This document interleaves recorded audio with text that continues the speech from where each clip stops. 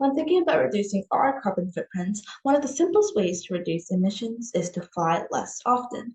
But for those who want to see the world, there are ways to make trips more sustainable, including where you go, what you pack, and how you decide to get there.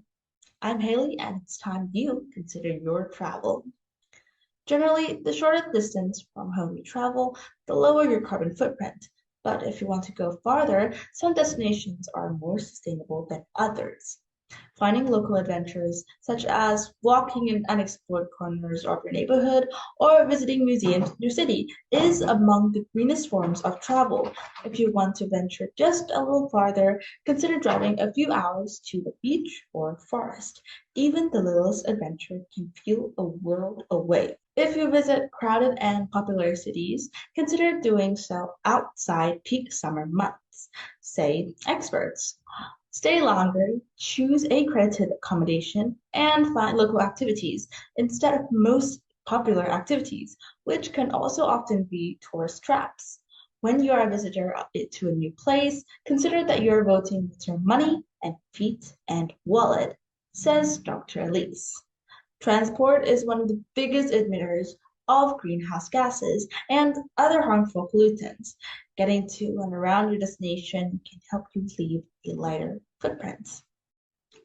Planes expend a significant amount of fuel just reaching altitude and descending, so the shorter distance you fly, the less efficient.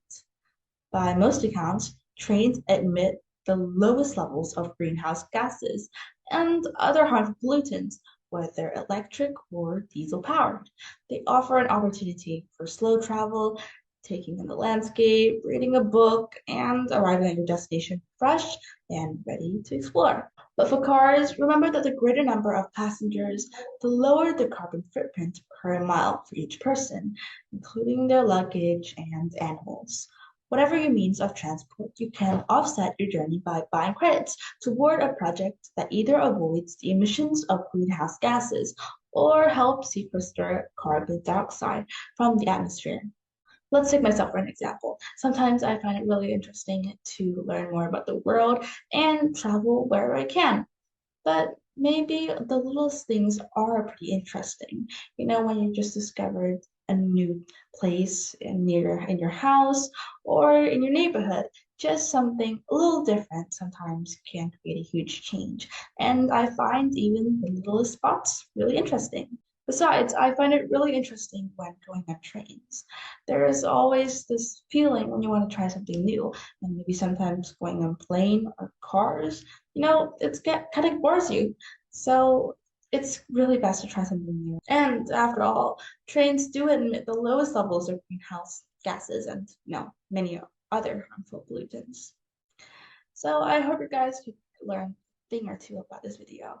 That's it for today, and I hope you see you guys next time. Remember, the Earth started to rebel when the carbon in the atmosphere began to swell. Thank you and goodbye.